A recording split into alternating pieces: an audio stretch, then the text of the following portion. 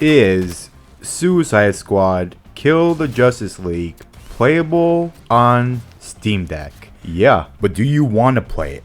I'm danOpuz, and this is Dex Play, the channel where we play PC games on Steam Deck to see how well they run, and if the game's even good enough for you to want to get it in the first place. This video was requested by OmniCan2494. Thanks for giving me the courage to finally play this game. So far, the game isn't so bad. You can juggle enemies in the air while doing cartwheels simultaneously. And look at that. Have you ever seen a game where you combo enemies with guns? Boop, boop, beep, bop, boop, bop. Where the fuck do you go? Anyway, and you can climb up buildings like your Spider-Man from Tenmu. Now, the first problem I have with this game is it's misleading in multiple ways. In one way, the game runs at 45 FPS for the most part in the beginning. Did I just shoot that guy through the floor? Oh boy, we're in for a wild ride. Anyway, for the most part, it runs at 45 FPS in the beginning, and then once you get to the open world, it goes down to 30. What an interesting loading screen. But something's missing. There, I fixed it. Metropolis. It's the little things that really change a city's vibe. The weather, gentrification, the alien invasion. Task Force X, stop sightseeing and see if you can kill everything in sight. Got it? Wow, that was so poetic. As a writer myself, I'm inspired. One of the issues I have with this game is it's super floaty. Like, I feel like I'm a fucking astronaut in outer space right now. Now, I don't know if that's because of the Steam Deck, or if that's... Shut the fuck up, I'm trying to fucking make a video. I don't know if that's because of the Steam Deck, or if that's just the way they made the game purposely. You can't swim in this game? How are you supposed to kill a Justice League? Now, as I said before, the game's a bit misleading. This intro is pretty awesome. The game runs at 45 FPS on low graphic settings, which still looks amazing on the Steam Deck. And on top of that, the commentary and bantering is funny, it's good. The tutorial is solid. It's a good experience for the most part, but then it starts to go downhill past this fucking prologue. Have you ever played a game where the tutorial is the best part? That's Suicide Squad in a nutshell. He can't swim either, he's a fucking shark. Alright, before we continue this mini review of Suicide Squad Kill the Franchise on Steam Deck, I want to go over the battery power.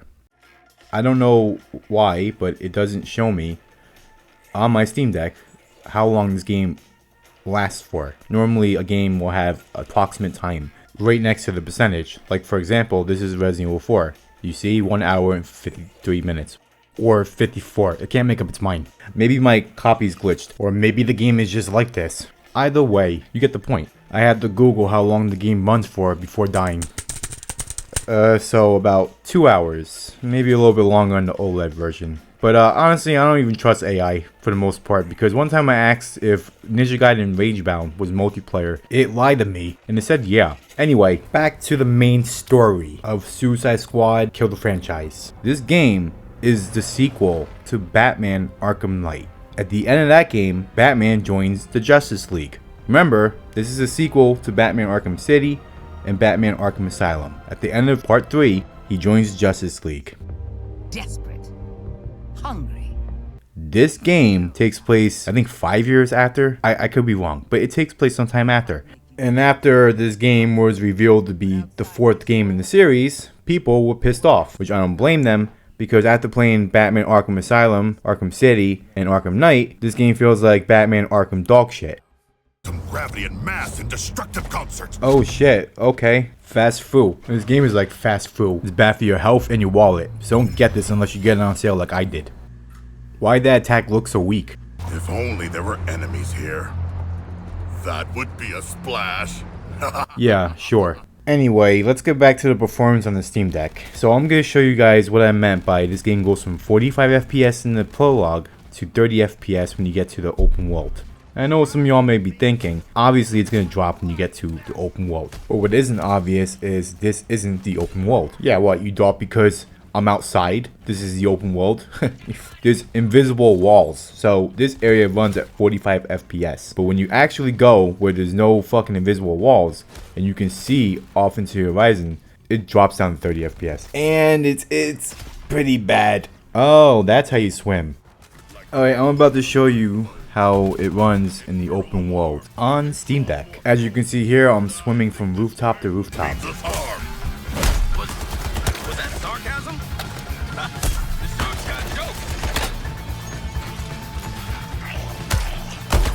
Damn, look at that master combo. I have no idea how I did that. I'd be lying if I said the gameplay wasn't fun. Mixing the combos with your melee and shooting the enemies and somehow juggling them in the air with your gun. I've never seen that in the game before.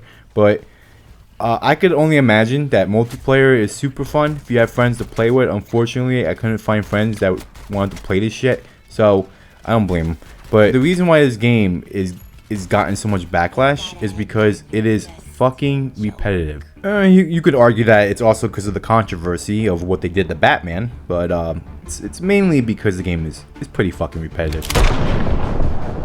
And to play this game by yourself, it will drive you mad like Harley Quinn. After like the first quarter of the missions that you do in the main story, you've done everything. You're just doing it over and over again. And again, if you're playing with friends, I could see that being funny. You know, y'all goofing around, having fun, clowning around. You're gonna have fun. You're gonna have fun. But if you're by your fucking self and your other 3 Suicide Squad members are NPCs or controlled by AI, it's just like, eh. You're damaging Argus property. This game is a multiplayer game with the campaign of a single player story-driven game. It's like this game is trying to mix peanut butter and mustard. It's just like this game didn't know what it wanted to be. It wanted to be half live service because of Warner Brothers and then half story-driven because of Rocksteady. And it's like both of them are butting fucking heads like rams. She knows who we are. It's a shame because, like I said, mechanically, the game plays fun. And the game has potential to be something great, but it's too repetitive because they half-assed the live service part. You gotta make missions that are fun and not repetitive. The gameplay's fun, but the missions are fucking repetitive. And then on top of that, it's trying to be a story-driven game, which we all know didn't work out very well. You get little sprinkles of story, followed by a bunch of stupid missions. And when I say stupid, I mean these missions are bare bone cat shit. And there are a few exceptions in the game, like really early on when you face Batman for the first time and the atmosphere is intense. It feels like Rocksteady. It feels like Arkham Asylum. It feels like the way the game should have been fucking made. But instead, we get a looter shooter, which is not what Rocksteady is known for. Warner Brothers took out the best qualities, basically. I mean, the fucking missions in this game are ridiculous. Defend the crystal. Never heard that one before. Or go knock on Penguin's window.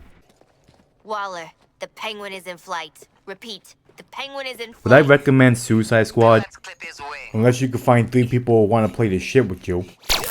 No. If you like this video, a playlist is about to pop up on your screen with more videos just like this one. And your phone is gonna snitch on me whenever I upload if you subscribe, okay? Thank you for watching Dex Play.